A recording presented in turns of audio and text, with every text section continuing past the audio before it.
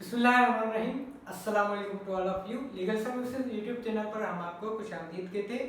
आज का हमारा टॉपिक रिलेटेड टू यूसेट से है, जो कि हायर एजुकेशन कमीशन की तरफ से रिसेंटली अनाउंस की गई है। ये एक undergraduate studies admission test है। सबसे पहले जब हम यूसेट का फुल फॉर्म पढ़ेंगे तो यूसेट का फुल फॉर्म क्या है? USAT stands for USAT stands for undergraduate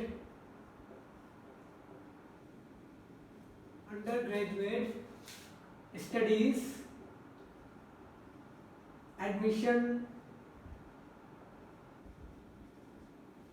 test। अब USAT stands for undergraduate studies admission test. आप यूसेट के फुल फॉर्म से ही समझ गए होंगे कि ये किस चीज़ के लिए। पाकिस्तान में किसी भी यूनिवर्सिटी में एडमिशन लेने के लिए पहले आपको क्या करना पड़ता था? आपको हर यूनिवर्सिटी की अलग अलग एडमिशन टेस्ट होती है, वो क्वालिफाई करनी पड़ती थी। पर अब हायर एजुकेशन कमीशन ने एक ही टेस्ट सब यूनिवर्सिटीज़ के लिए जो है मुतारिफ करवा दिया है। कहीं पे भी पाकिस्तान में एडमिशन लेना हो आपको यूसेट क्वालिफाई करना पड़ेगा। अब यूसेट तो क्वालिफाई करना पड़ेगा, लॉ के स्टूडेंट्स के साथ क्या मसाले, उनको तो लेट भी क्वालिफाई करना पड़ता है। क्या यूसेट अलग से क्वालिफाई करना पड़ेगा और लेट क्वालिफाई अलग से करना पड़ेगा? ये एक कॉमन क्वेश्चन है जो कि लॉ के स्टूडेंट्स के जहन में आता है अदर देन अदर डिसिप्लिन्स, क्योंकि इंजीनियरिंग, मेडिकल वगैरह वगैरह के जो भी सोशल साइंसेज है, कंप्यूटर साइंस है, एक्सेट्रा एक्सेट्रा, उसके लिए तो यूसेट कॉमन हो गया।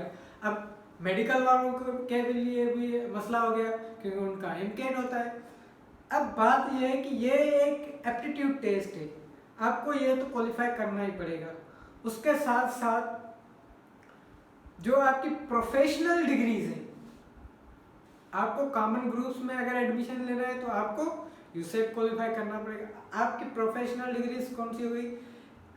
MBBS हो गई या लॉ की डिग्री हो गई, तो उसके लिए आपको लॉ की डिग्री के लिए लॉ एडमिशन टेस्ट लाजमी पास करना पड़ेगा, क्योंकि वो एक रिक्वायरमेंट है हर एक लॉ स्टूडेंट के लिए। MBBS के लिए MCAT रिक्वायरमेंट है, तो इसमें आपको परेशान होने की ज़रूरत नहीं है।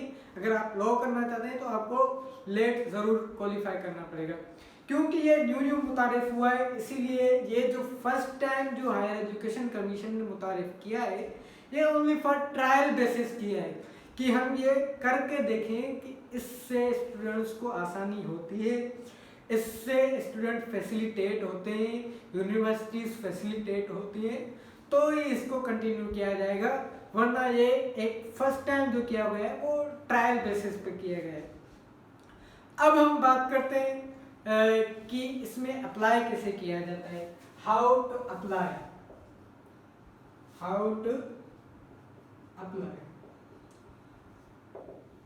फर्स्ट ऑफ ऑल आपको क्या करना पड़ेगा? Register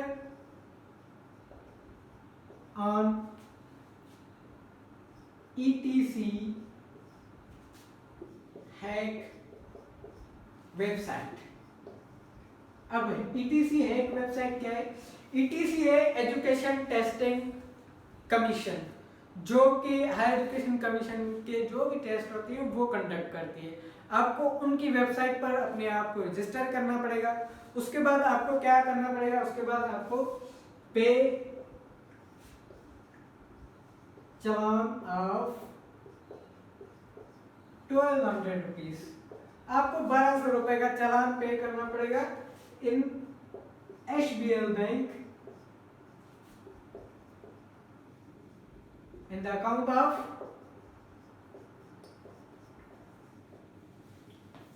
higher education commission. Higher education commission के अकाउंट में आपको 1200 रुपए डिपॉजिट करने पड़ेंगे HBL बैंक में जाकर। ये है अप्लाई करने का तरीका। अब इसकी लास्ट डेट क्या है और इसकी टेस्ट कब होगी? इसकी जो लास्ट डेट है, last date to apply, last date to apply is 13th August 2021। ठीक है, 2021 में जो इसकी लास्ट डेट है, अगले साल जो आएगी, जब भी अब हर साल अगर आई तो इसकी एक मखसूस डेट मुकर्रर की जाएगी, हर साल उसी डेट पर होगी यूसेट। ये क्योंकि फर्स्ट टाइम है इसीलिए हायर एजुकेशन कमीशन ने इसकी 13 अगस्त लास्ट डेट रख दी है। और इसकी जो टेस्ट होगी, test will be conducted on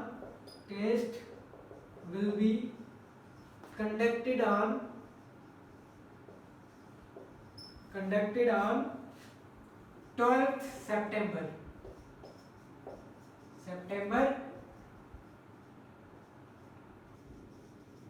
2021। इसकी टेस्ट जो होगी वो कब कंडक्ट होगी? 12 सितंबर को होगी। ये जो हायर एजुकेशन कमीशन ने पहले से बता दिया है कि इसकी टेस्ट 12 सितंबर को कंडक्ट होगी। अब दो चीज़ें अहम जो आपके जहन में आई होंगी कि इसको अप्लाई करने के लिए एलिजिबिलिटी क्या है और इसका सिलेबस क्या है। तो सबसे पहले हम इसकी एलिजिबिलिटी डिस्कस करेंगे।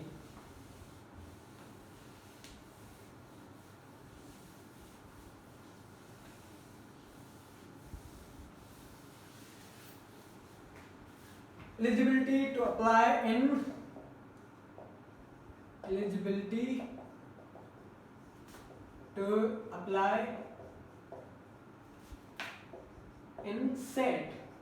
सेट यूसेट में अप्लाई करने के लिए एलिजिबिलिटी क्या है?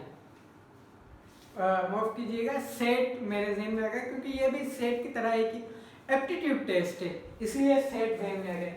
यूसेट में अप्लाई करने के लिए एलिजिबिलिटी क्या है? आपको HSSC क्वालिफाइड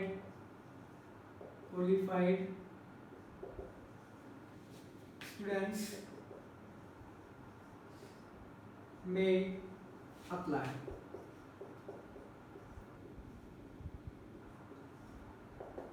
HSSC और इक्विवेलेंट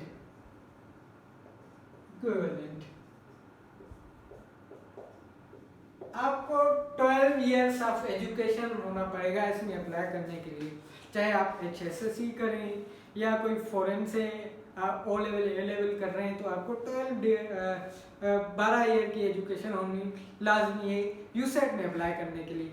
उसके अलावा अगर आपने फर्स्ट ईयर क्वालिफाई कर दिया है, सेकंड ईयर के पेपर दे रहे हैं और वेटिंग है, रिजल्ट के लिए वेट कर रहे हैं, तो भी फिर आप अप्लाई कर सकते हैं।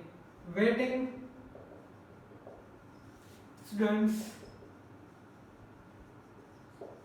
Of 12th grade. अब जो सबसे अहम टॉपिक है, last but not the least, syllabus क्या है? यूसेट का सिलेबस क्या है? तो इसको हम फिर से एरेज करेंगे। कुछ स्टूडेंट्स की ये शिकायत थी कि आप जो है वो राइटिंग बहुत छोटी करके लिख रहे हैं, इसलिए मैं आज बड़ी करके लिख रहा हूँ ताकि आपको समझ आए। मैं यहाँ पर पढ़ता भी हूँ ताकि आपको समझ आए, क्योंकि किसी को राइटिंग समझ भी नहीं आती। अब हम बात करते हैं सिलेबस पे। सिलेबस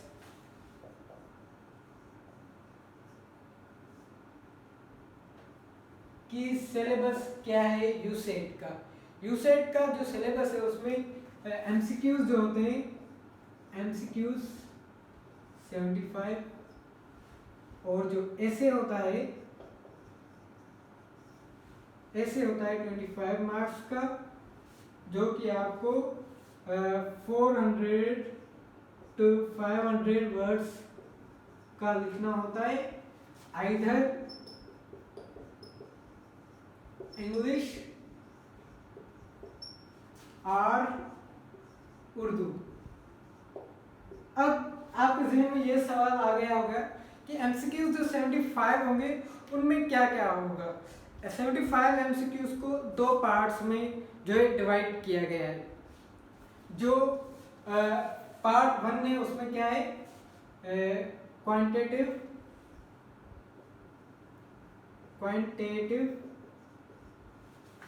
क्वेश्चंस होंगे। क्वांटिटेटिव क्वेश्चंस कितने होंगे? क्वांटिटेटिव रीजनिंग क्वेश्चंस होंगे, रीजनिंग वो होंगे 40, ठीक है। जो वर्बल रीजनिंग होगी, वर्बल रीजनिंग वो कितने होंगे? 35। एमसीक्यूज को दो हिस्सों में जो है डिवाइड किया गया है। पार्ट 1 में जो होता है क्वांटिटेटिव रीजनिंग होती है जो कि 40 मार्क्स की होती है। पार्ट 2 वर्बल रीजनिंग होती है जो कि 35 मार्क्स की होती है। और पार्ट 3 में जो थ्योरी है वो 25 मार्क्स की होती है, जिसमें ऐसे होता है जो आपको 400 to 500 वर्ड्स का लिखना होता है, चाहे वो आप इंग्लिश में लिखें या उर्दू में लिखें, वो आपकी मर्जी होती है। इसमें कोई ऐसा नहीं होता आप उर्दू में लिखेंगे तो मार्क्स कम देंगे, ऐसा नहीं होता। आपको उर्दू में अच्छा लिखना आ रहा है तो आप उर्दू में लिखें, इंग्लिश में अच्छा लिखना आ रहा है तो इंग्लिश में लिखें। ऐसा ना हो आपको उर्दू अच्छी आ रही हो और आप इंग्लिश में गलतियां कर रहे हो, फिर भी बोलें कि इंग्लिश में ज़्यादा मार्क्स मिलेंगे इसीलिए इंग्लिश में लिख रहे हैं, ऐसा नहीं होता। जिसमें आपको अच्छा लिखना आ रहा है उसमें लिखें। तो आज जो ऑल अबाउट था वो यूसेट के बारे में था और आज का लेक्चर यहीं पर है ख़त्म होता है। Thank you for watching our video. Kindly subscribe our YouTube channel and share with your friends. Thank you. Allah Hafiz.